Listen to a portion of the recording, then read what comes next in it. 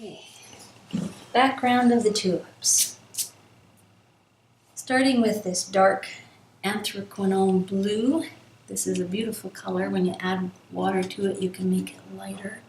It's the same color as the ultramarine blue. Here it is there, but it's just a little darker, a little deeper. So this color by itself can be really intense. It can draw your eye too much. So if I wanted to make this color, I would darken it using, like I said, the neutral tint. See how that goes into something that looks indigo, which is similar to what I've got here.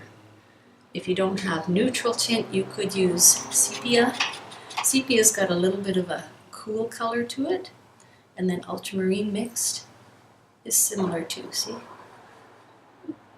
So, but if you have this new anthracnone blue, it's quite beautiful. But these colors can also be made. Another color that I want to use is the phthalo green. That's what I've got over here. And then you can just mix that with any blue. Here it is mixed with ultramarine blue. And it makes a really beautiful dark green. So those are all pretty colors.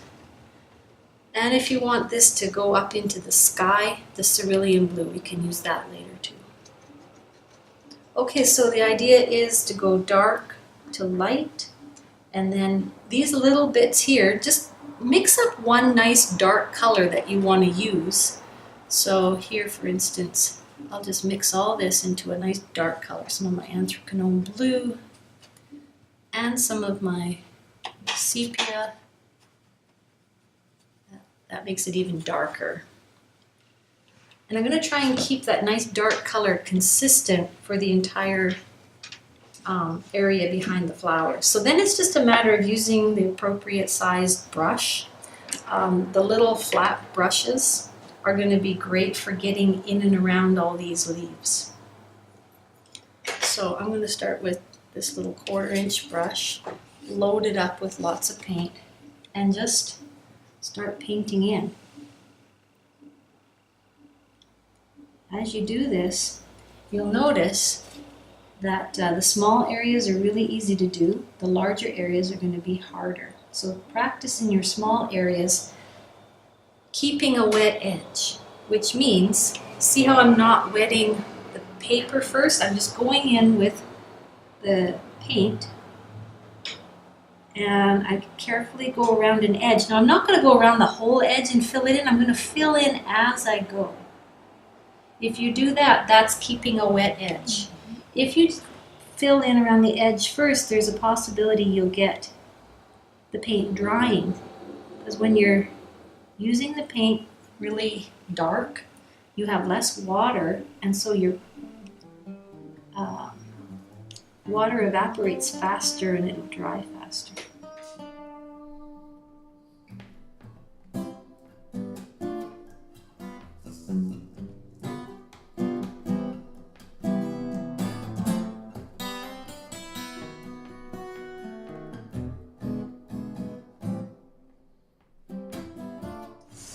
So this one that has the little curling leaf,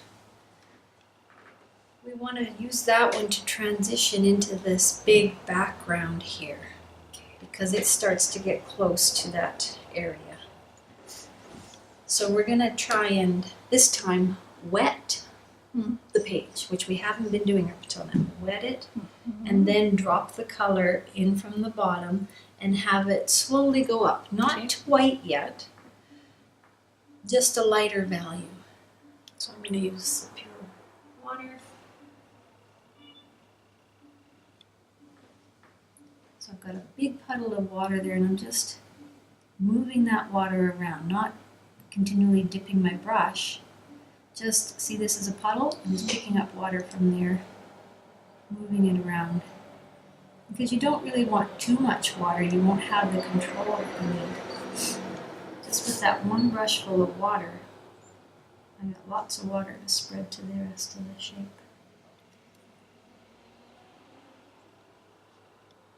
And down in here, I don't have to really fill that in because I'm going so dark. Okay, load up my brush with the dark. Start in the darkest area, and this is where I can be a little more careful.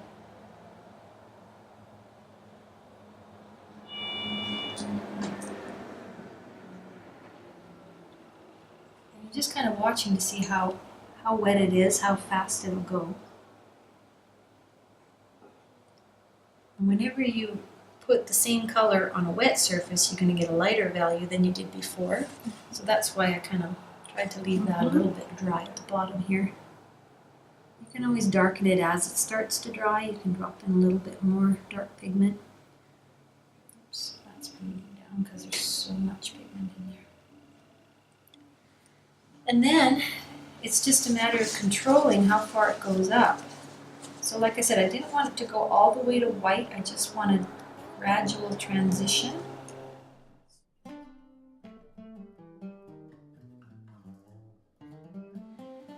Then what we're going to do is this one. So whatever value you finish with is the value you want to start with on this side.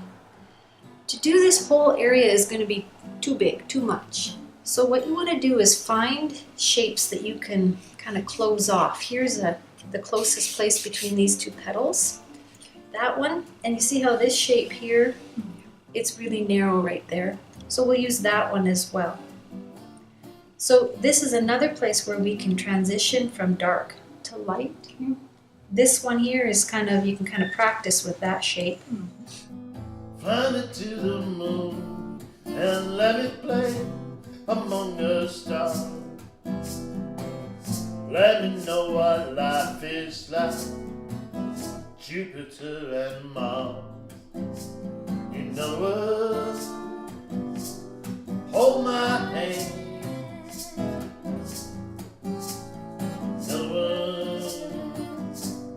Darling, kiss me. Fill my heart with song and let me sing forevermore.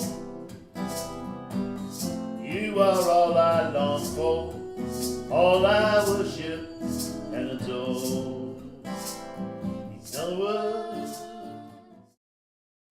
The secret to doing this background is going to be lots of water. As you can see here, this was a really nice transition right there, and that's because this was really wet. The drier the paper, the more you see your brush strokes. And for this background, you want it diffused, you want it to look like it's off in the distance. So lots of water will do that. It'll make all your edges nice and fuzzy.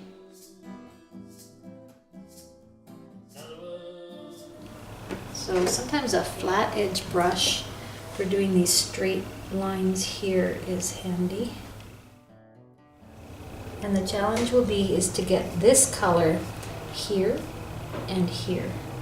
All the other colors can change now. We can be a bit more creative with our color choices in this time.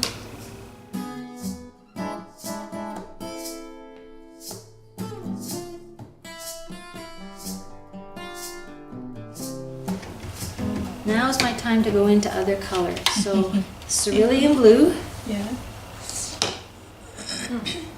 Now you can be a little more creative with it and have some fun.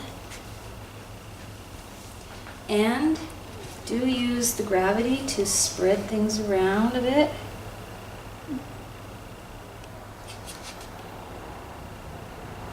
And then what other colors do I want in the background? I can have a burst of ultramarine in the background here. Fill in a little bit. Come down to there a bit. And then blend those two colors together.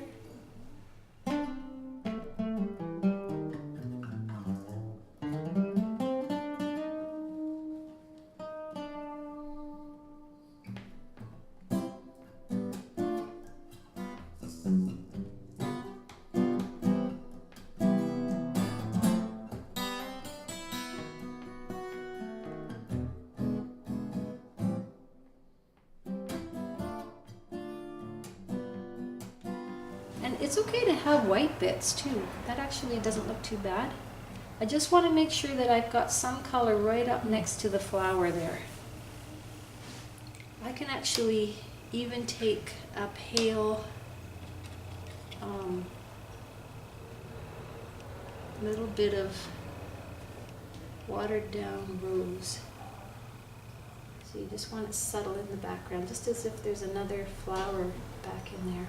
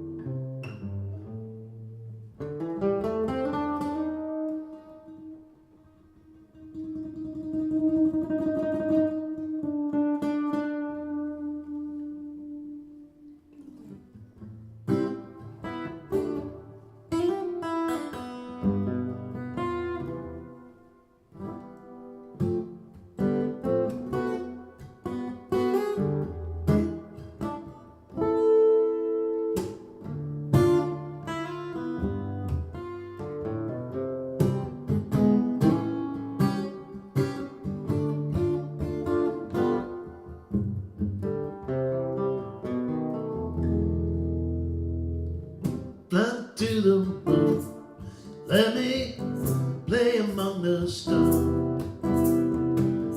Let me know what life is like, Jupiter and Mars. In other words, hold my hand.